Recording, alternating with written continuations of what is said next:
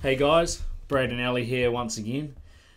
Episode 3 about to come at you, but first, Ali, we'll have to go back to our winner date with Damian competition. We had found a winner. Yeah. We've got in contact with the winner, and we can confirm, listeners, that they did go on their date. Yeah, long time between drinks for that competition for us. I suppose that just shows how far our episodes are coming apart. But we're looking to improve there. But yeah, by all accounts, it was an enjoyable date. But I don't think it's followed up past date one from what both parties have said. They've requested anonymity to remain anonymous. Anonymous. We really did try to make it as public as we could, and almost follow them along, or at least get some reaction as to how the date went. But both Damian and the winner have strongly requested to remain anonymous, unfortunately. But we can confirm that it did happen. But as far as we're aware, Ali, Damian is still single. Yeah. So ladies, you still a chance. You still a chance to go to the DMs, I think. I don't think he's keen for us to do any work between it, but feel free to slide on in there. But what we thought we'd do, we narrowed it down to some of our favourites, presented them to Damian, and Damian picked his favourite from that. So we thought we'd, I suppose, read out our favourite entry each. So my one comes from Ruby, the matchmaking sister, she calls herself, and her email went like this. Hi Damian, my name is Ruby and I'm 12 years old. Don't worry, I'm not the one who wants to go on a date with you. This is for my big sister Molly, who is 22. You're giving away a lot of details here, Brad. This is someone's going to do the puzzle work on this one. Well, it's done by a 12-year-old, Yeah, so I think it's okay. It's a lovely entry, might I add, but I'll carry on. Sorry to interrupt. Yeah. Okay, so me and my mum think you look like a nice boy. You better be, because I don't want my sister going out on a date with a dickhead. Does she know? Yeah. She works on a vineyard and has worked on farms as well. She's pretty handy and not needy. She can fix a fence, milk cows, and best of all, she makes really good wine. Well, so my mum says. You'd hope so, anyway. Oh, and she can cook too. She's even made your southern sushi. Molly is an outdoors girl, and I think her kind of date would be a walk to some really cool location where there are some good scenes to take photos, because she likes doing that sort of thing. And probably a picnic with a bottle of her wine. Geez, that sounds good, doesn't it, Ellie? Yeah, lush. Do something like that. Did I tell you she's beautiful? She is, and she's funny and caring too. She likes music and laughing, going to concerts, and sometimes to the pub. All her friends and family think she is a cool chick, and I think you would too. So if you're keen to meet her, let me know and I'll hook you up. Bye. From Ruby, the matchmaking sister. Yeah, that's good stuff. What an outstanding entry. It's well written. Yeah. Ruby must be the best, get the Sister of the Year award with something like that. Definitely be nominee. Yeah, that's outstanding. Yeah, and then following on from that, another favourite of mine was I won't probably go into too much detail as Brad did, but essentially it was Phoebe came through with a whole CV of her winner date with Big Jim CV. Essentially, it followed with her skills, as your typical CV would, education, a little bit about herself, and then a few fun facts as well. So that was a personal favourite of mine. Was in the kitchen. She's always a bit down for a bit of Netflix. I just want to miss a few here. Comfortable in the outdoors for up to 8 hours. Showers regularly, always a bonus. And has made it to all bar 3 of the Chiefs games in the past 6 years. So that was definitely ticking a lot of boxes. For me. Yeah, that's outstanding. So thanks again to everybody who entered. That was a raging success for us, and we hope you guys had just as much fun following along. And as we said, Damian is still single, ladies, so keep on trying. Secondly, it's wonderful that we've found ourselves a sponsor, Ellie. Yeah, first on. It's been great to get them on board. So it's drum roll, please. Yeah. Oneday.co.nz have jumped on with Code Trippin. They seem to enjoy what we're doing, and we enjoy what they do. Yeah, 100%. Great deals to you every day at midday. Get online to www.oneday.co.nz and you can find yourself a really good deal there. But what we've got in conjunction with One Day is you can win a fishing competition for you and a friend. to go along with a really good fishing charter up the Coromandel with me. I'll join you. Brad, a very average fisherman. Yeah, I bring the sea legs because I could be over the side, but hey, we'll make sure we have a good bit of fun. So to win that fishing charter for you and a friend, you just have to follow our Instagram, which is Code Trippin it was at Code Trippin, sorry, and the details will be on there hopefully within the next few days. We're just trying to smooth over some details, so you get at us for that. It should be a good day. Father's Day coming up as well, so perfect opportunity there to please the old man. Yeah, exactly. So make sure we get you plenty of fish, and you better feed the family. Yeah, and I suppose that brings us to the next episode coming up. We've got Tyler Ardron, the big Canadian, coming along to chat with us. So pretty exciting stuff. Yeah, he's got plenty of decent stories for us from his time, especially at uni in Canada. Great insight into some of his university years. So he's a bit of a hunk, really, isn't he, Tyler? He's a bit of a real favourite with the ladies again. Jeez, we're a recurring theme here. Yeah, I mean Angus sorry, not him.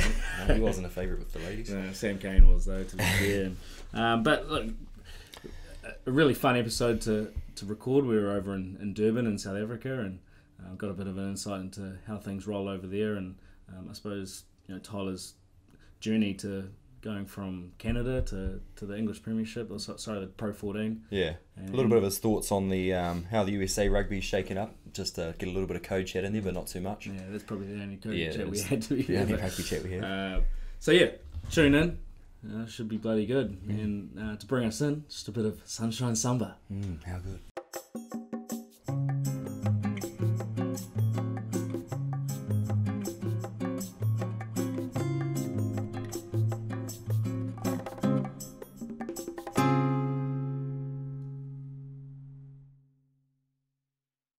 Hello, welcome to Code Trippin, episode 3, coming at you live from Durban, South Africa.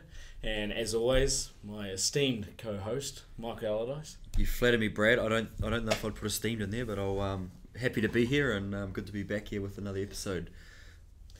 Yeah, and obviously we've a few bit of time between drinks here. We've kind of been a bit sporadic in our episodes, but that's just the way we like it, isn't it? So our guest for episode 3, it's the Canadian hunk, the gifted Tyler Ardron. Tyler, wonderful to have you here today, mate. Yeah, thanks a lot. Lovely to be here. You have a few nicknames that the listeners can be aware of? Yeah, I haven't had too many nicknames, to be honest, but I get Ardron a lot, just my last name. Hard-on is a good one. It rhymes and it makes sense as well. So okay. Yeah, those are really the only ones we've sort of used in teams and with the Chiefs here with Tyler is probably Tyler. Yeah, it's just Tyler A. Tyler A. Classic. You must get sick of that. I honestly don't even notice anymore. Everyone asks me if I get sick of it, and I'm like, are you guys still doing that? Yeah. I suppose we haven't been creative enough to come up with anything, I don't know, better. It started, Gus wanted to go with maple because we had syrup, the S&C guy, but yeah, it never stuck, so I guess.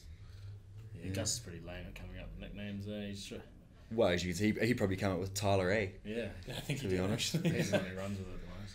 Well, he tried to give himself his own nickname, didn't he? That Holyfield from episode 2. Yeah, that really hasn't stuck. No, that definitely hasn't stuck at all.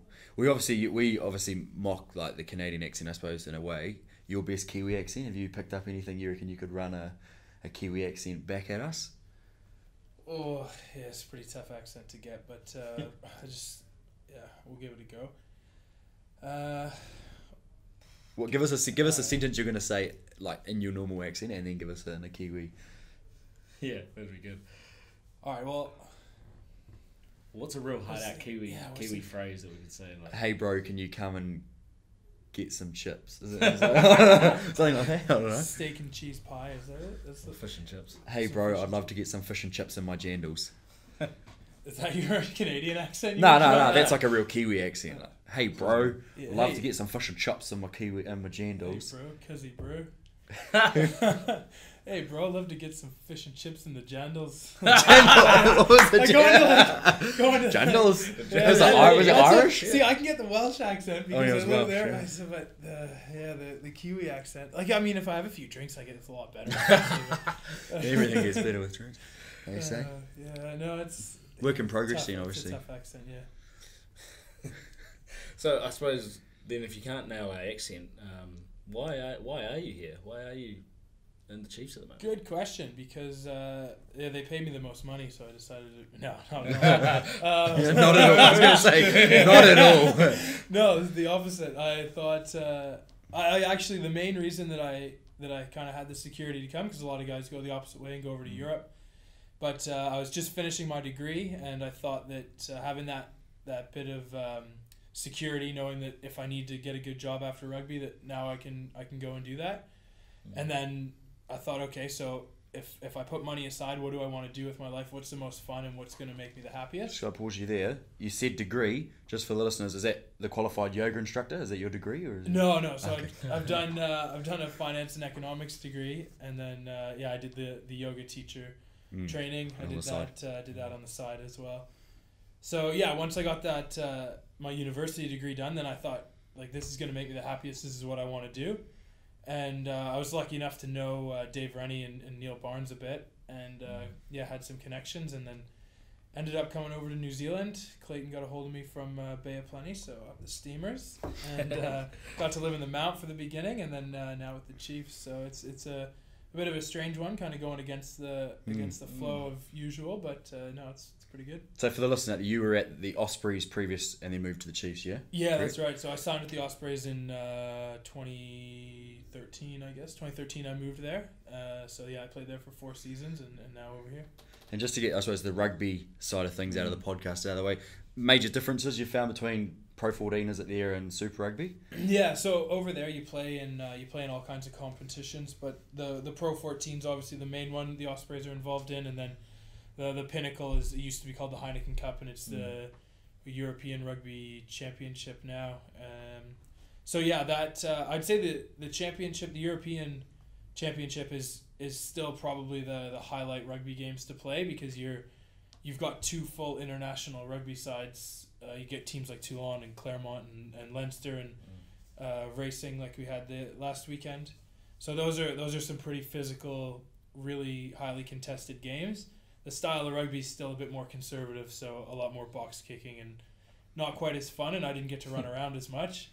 But then over here, I mean, especially at the beginning, the way we started this season off with all the New Zealand Derby games, it was the fastest rugby I'd ever played, faster than the international games I've been involved in. And then the physicality is there as well. So, I mean, I'd say the main difference is just the attacking mindset over here, really. There's quality players in both, but yeah, it's a real... And off the field, anything stick out for you? Yeah, the team culture is different. It's more of a 9-to-5 work life kind of thing over there, and where I was in Wales, people came in from the valleys quite often, or from that area, so they all went back to their families after work, and then we just had the group of foreigners that really stuck together and were very close.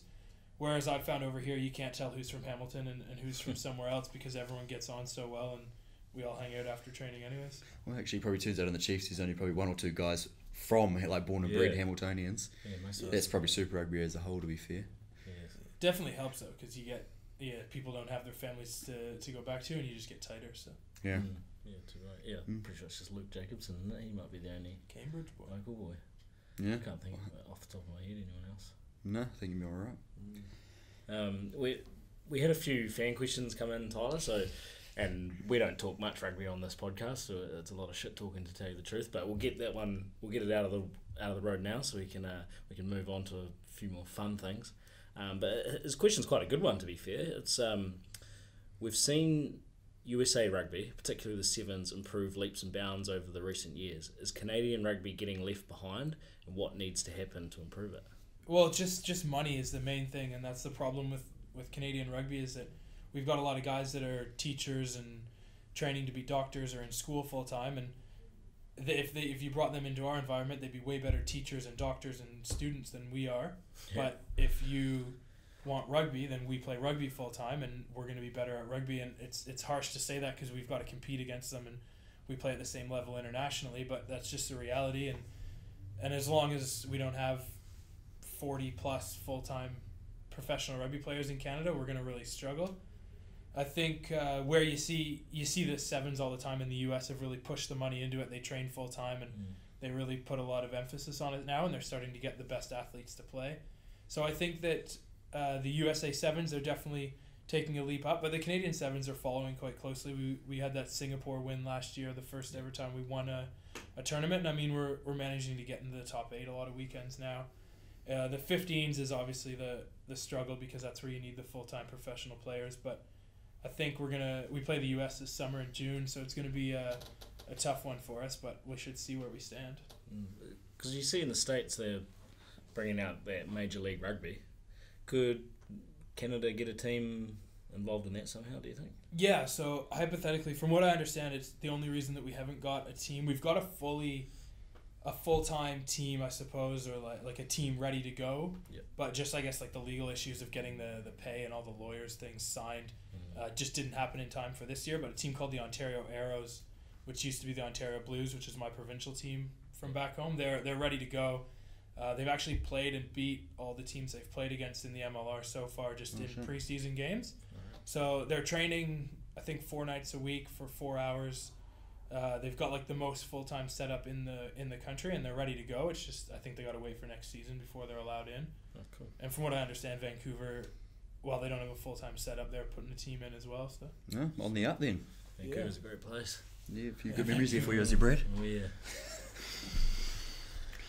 Nostalgic almost. Oh, that's enough rugby chat, eh? Yeah, should we carry on with a few other questions, or do we want to head to a bit of life in Canada? Yeah, growing a up? bit of life in Canada, right? With Tyler, eh? Tyler, eh? Alright. You like, so obviously you're probably known in the Chiefs now, a bit of an outdoorsman. Like, you love to get out, you mountain bike. You did the opening. You did opening morning and duck shooting with a bloke you met at the hospital. Took you out opening morning duck shooting, and then love a bit of fishing as well. You've seemed to wheel your way into any sort of hunting or fishing opportunity you've got. So you love to be outdoors. Talk just about like growing up in Canada. Obviously, you were a small town guy. Yeah, so I grew up at the beginning, I grew up in a place called Warsaw. I can't really say what the population is because there is no like town or anything to measure a population by. But as in any Canadian area, there's a hockey rink, and that defines downtown Warsaw. There's a hockey rink. You've got a 4-way intersection, like a 4-way stop, and there's Granny's Kitchen on the left, the fire station attached to the LCBO, which is the Liquor Control Board of Ontario, and that's where you buy all your alcohol and all your beer. So that was a portable. I don't know if you guys use portables in your younger schools or anything, but like a caravan. It's like a prefab classroom building, like a size. prefab building. Prefabbed, Yeah, prefabbed, holds like 30 desks if you at most. Oh yeah. So it was one of those basically, and it probably had like a fridge in it in the back for cold beer or something. There was a gas station / some guy that would come across and fix cars if he needed to, sort of thing. And that was basically the whole thing. So my parents, we severed off land on a farm, so we were out in the middle of nowhere just hunting and fishing all the time. And my parents, I think they kind of got sick of the drive into work because my dad's an electrician, my mom's a nurse, so they weren't into the farming life. So we moved into the big town of Lakefield, which is where I really call home, and I moved there when I was 9, and that actually had a population sign, which was 1,800 people. So that was a little bit bigger, but the same sort of thing. I mean, the kind of things that seemed crazy when I moved into the city to go to university, but yeah, you'd show up, like some kids would drive their tractors to school just for fun. You'd have, in the winter, snowmobiles. There'd be more snowmobiles than cars in the parking lot. Your four-wheelers, all that kind of stuff coming in. If you needed to go duck, or if you wanted to go duck hunting in the morning, you just leave your gun in the back of your truck, and it'd be parked in the parking lot at school. And yeah, it'd be there when you get back. You wouldn't lock it up, and no one would think anything of it. So yeah, I definitely got into that kind of stuff when I was young, and then I moved to obviously Wales for those 4 years and really had to leave it behind because there's not a lot of outdoor, no fishing or hunting sort of thing really going on except for a bit of sea fishing. And then, now that I've been back in New Zealand, everyone probably thinks I love it so much, which I do, but because I missed it and I'm like raring to go. Of it. So any listeners out there that have an opportunity, want a chief to come out hunting or fishing with, I'm sure Tyler will put his hand up. Doesn't take much. No, I'll be there. Yeah. What's we had another fan question that came in was what your favourite part or place in New Zealand is since you've been here? I'd have to say the Mount's my favourite place so far. It's beautiful, and I went back, and I've only been back in the summer twice, but it's even better in the summer, and in the winter it was awesome too. It's just a good place to be. Yeah, my parents moved there about 4 or 5 years ago. It's a hell of a spot. Another fan question though. Have you been over to Morrinsville to check out the mega cow? Oh, I don't know that I would know the name of that. If you're driving to Rotorua, do you drive through there? Nah. Oh, what's the mega cow? Oh, you're thinking of T-Rail, that big tin. Oh, dog. that big. Yeah, No. It's an insult to Morrinsville. This is the main attraction in Morrinsville. Like you're talking like a big, mega cow, like massive cow, but like the T-Rail one's like it's a dog, isn't it? Anyway, dog and a sheep. This is like the Optimus Prime of cows. It's like. Where is Morrinsville? Yeah, there you go. That's your question. Well, maybe you have to make your way out there. Yeah, It's check about like half an hour, 20 minutes, 25 minutes. Fishing, just let me know. Thwaites lives out there. Yeah, it's like a My name's farming Jeff. community. I've actually played my club rugby out there. Oh, so it's out like Taronga way? Yeah, you can make your way to Tauranga from there. Kind of like Isn't that what Pydor Thwaites and lives out there? Coromandel. Yeah. You can probably go to Coromandel potentially. From Hamilton, maybe. That's all semantics anyway. Nah. Right, so haven't been there. So the answer is no. He hasn't seen the mega cow yet, but he will make his way there. We're obviously in South Africa at the moment, Tyler, and we do a fair bit of travel through rugby, and you were based in Wales a lot of the time. So did you do a lot of travel around Europe and in that area? Yeah, I got real big into travel, especially after I got more comfortable with the rugby and got a spot that I felt like I could go away and not worry about losing my spot every weekend sort of thing. And once I got more comfortable, if we had 3 days off, I'd be gone every time. So yeah, I traveled all over. Had to come home straight after my last season there because my passport couldn't take any more stamps. So yeah. So you have any good stories for us and Highlights, lowlights, maybe. Yeah, lots of lowlights, lots of highlights. I've done the two best trips I've done were both called Yacht Week. The first one vastly different to the second one. The second one is where I met my girlfriend. Say no more. So the first one Imagine vastly different. Yeah, vastly different trips. But so the first one, I never heard of this thing called Ultra Music Fest. I listen to country music, so I didn't know what it was. I just go visual like a tartan shirt, jeans and boots and a cowboy hat rocking up to like Ultra Music Festival being like, that's not what I'm used to hearing. Well, so we done the Yacht Week. For anyone that doesn't know what it is, just Google Yacht Week and just watch their YouTube I think like videos. Sail Croatia, similar thing, but different area, but yeah. So this was like the hardest week of my life. Like I've done some tough pre-seasons, I've done some tough training in all the sports I played growing up, but this solid week of just partying and drinking was the hardest thing I've ever been through. So we get to the end and all the girls and guys, our boat was 5 girls and 4 guys, and so they're like, oh well, we've all got tickets for everyone. We're going to Ultra Music Fest. So I'm like, I don't know what the hell that is, but all right, let's go do it. So we show up, and it's in this like old stadium in Croatia. It holds like, I think it was like 80 or 90,000 people. But then you fill the ground as well. So it's probably, I don't know how many, like you could hold 100,000 people in there probably. And it's just this insane rave music that I've never heard before. And just this crowd of people off their head on just anything, like just dancing and going nuts in there. So that was my first Yacht Week. After you just hop around islands every night, you're going to a new place. Like Hvar was amazing in Croatia. Just partying, and then during the day you're building rafts and checking out little areas and doing some cliff diving, all kinds of cool stuff. Okay. And then finish it off with that. But then my second time I did Greece. So the first time you've got 80 boats together and they're going from place to place, so it's just nuts. The parties are going nonstop.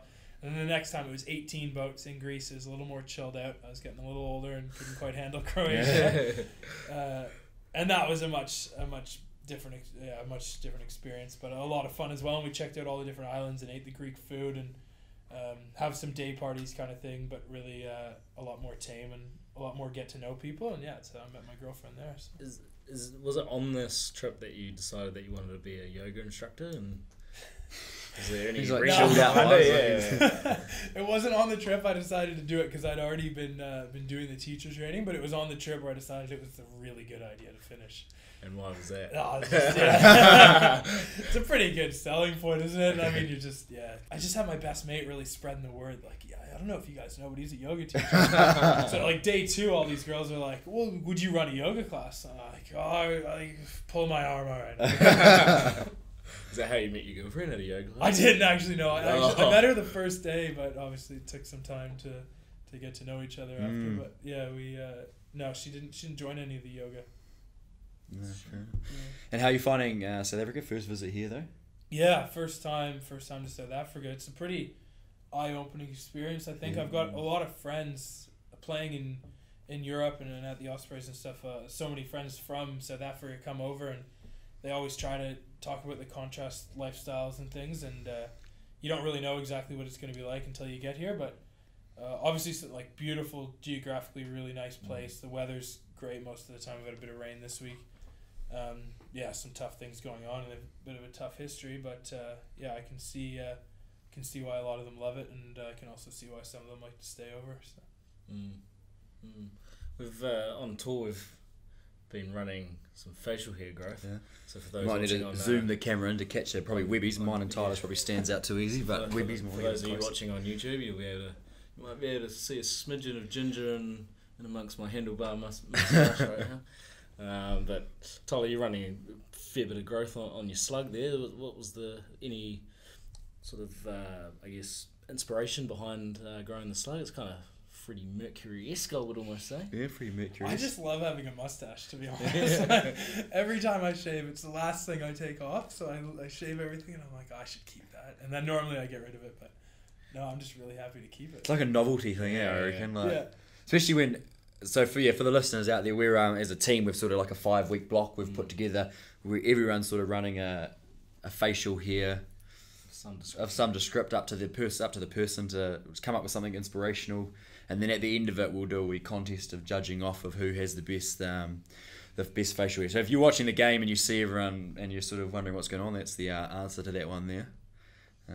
Damian McKenzie probably still looking like he's freshly shaven, but I can confirm there's Sean Stevenson, much the same as well. He's like a couple of hairs poking through there somewhere on that moustache. Is he hit puberty?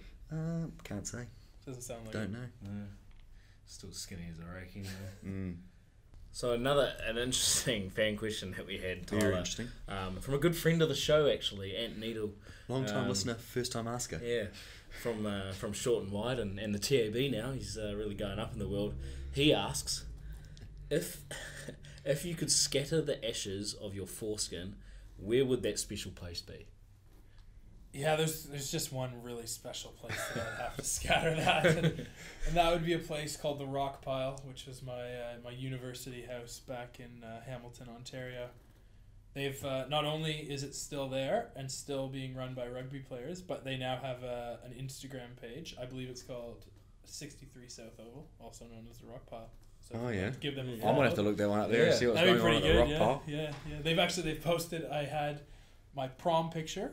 Prom king and prom queen, my girlfriend, by the way. Oh. And I guess my mum brought that up to university and thought I should have that with me. And it is now on the mantle of the Rock Pile, and I still get pictures of people going there taking selfies. Of like people, obviously you don't, like new generations of people now. Like no one's connected back to you there. It's just the houses. Oh, that's that guy that. Yeah. Was it the prom king, prom queen? Yeah. How good. That's good stuff. University, obviously, like. All three of us being university, some great times in our lives, I'm sure. Yep. And some good stories to be told in the future. But any good stories that spring to mind when you think university years? Yeah, so I think everybody always, especially when you're in Wales or if you're in New Zealand, they always think like, oh, what are the Canadian universities like? Because they want to compare them to the movies you see about the American ones. And yeah, they're not that far off, really. Some of them. Oh, yeah. They're so I think that, I guess first of all, just one cool little thing that we used to do is to really, you're a struggling student, you need to get some money to pay the bills, and we had about 5 rugby houses going at the time. I'm just trying to remember all the names of them. We had the Rock Pile, the Statch Pad. I can't remember the names of them right now off the top of my head, but yeah, we had a few houses going, and basically you'd be on a 5-week rotation. You just throw a party every 5 weeks. $10 at the door. The neighbor to my house owned a brewing company, so you'd get a bunch of kegs real cheap. $10 to get your red cup, and then you've just got kegs all over the house in different rooms, and they've all got pumps on them, so you just fill your cup and drink as much as you want for the night. So is this like the classic American like frat houses? Is that when you say houses, is it like genuinely without being actual fraternity houses, but they're essentially like dorm houses? Yeah. So they're just in a residential area. Like my neighbor was like a normal working guy on both sides. Yeah. And we just had a 7-bedroom student house with full of rugby players sitting in the middle. Like That's so good. it's probably, I don't know if you guys do square feet or square meters in New Zealand. It was like 4,000 square foot house. Like this is a nice big house that we just moved into a nice residential area. Reasonably big house, yeah. And then you just throw massive parties. It's every 4 or 5 Beer weeks or pong. something. Yeah. Beer pong, flip cup. I actually had Kick to fight. I even started Sneakers fighting and the jeans. odd. I started fighting the odd noise complaint we'd get from the people going around trying to patrol the area. So yeah, but we used to have some big parties there. Yeah, that's good stuff. And then I guess the best story, I think, and the one that I find the most amusing. You mean the best one you can tell? Yeah. Sure, there's many more. The best podcast story is, so we had Rookie Day every year. And I think originally Rookie Day was like a scary thing where the older guys would like beat up on the rookies. Hazing sort of. Yeah, real bad hazing. And that kind of got our ice hockey team at the university got banned because they hazed their rookies so bad. So we thought, all right, we're going to scrap that. We're going to totally change it. We're just going to make it a really fun day for them, but make sure they're afraid. So when you're an older player, you're like, oh, Rookie Day was terrible. But you come through it. It's awesome. So what we do is the different houses, we would all draft our rookies. So you get about 7 to 9 rookies a house sort of thing. We'd all get up 5 a.m. We'd go for breakfast, the older guys, and we'd plan our route of which rookies, because they'd all be living in residence. So you just boom, you get into a residence building and you're in. So you'd go to each room. You'd pick your favorite first, your least favorite last. I'm sure some of the guys listening are like, oh, I wondered why I was 8. But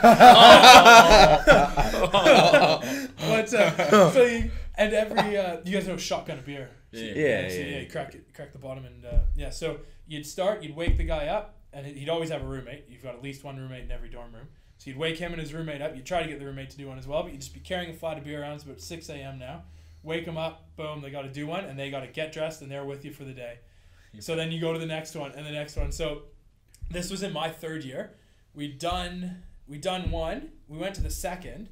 Roommate answers the door. He's not there. Like, where is he? He's like, actually, I think I know where he is. Same residence building, 1 floor down, 318 or whatever. So we're like, oh, perfect. So we rock down. He's on a wicked one-night stand. So we rock in. He's in bed with this girl. The other girl's sitting on the other side. We bang on the door, and like they quietly open it. And we just boom, like we barge in. Yeah. We didn't even realize it was girls at first. So we're just in the room. There's probably like 12 of us, anywhere from like 2nd year to 25 years old on the rugby team. And so we get them to all do shotguns, and we just go around for the whole day. And so you get your group, you go to your house, you play some drinking games, but you got to kind of keep it tame because you're just priming your rookies for the evening party, which is where the teams all compete against each other, and that's when things get competitive. So you just have a few drinks. We go watch the women's rugby game, send them back mandatory naps. And we come tactical. Yeah. Smart. Well, I guess first of all, before the mandatory nap, they all have food cards for the cafeteria. So you take them with their food cards. Yeah. Everybody buys food. The rookies buy the food, and everybody eats the food.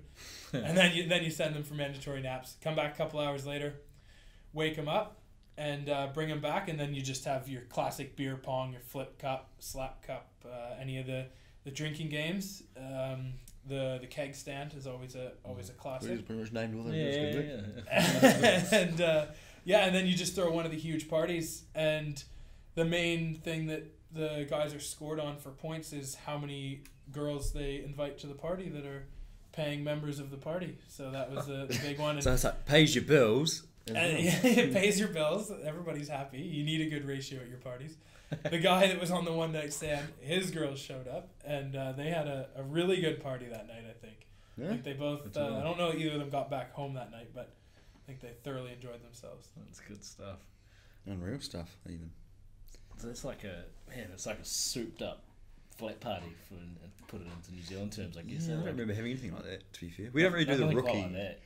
Rookie thing. It was kind of like, in Dunedin there was like initiations, I guess, so like when you're in a flat and then the first years that are going into your Castle Street flat, you kind of have initiations. Some of those got out of hand. That's the ones that have been in the news and stuff. Yeah. They just like people just try and outdo the year before, it just gets outrageous. So it'll probably get I need to think what some of those guys go through now. Some good times though. Days of your lives, those ones. Yeah, well, something we've also had in the show.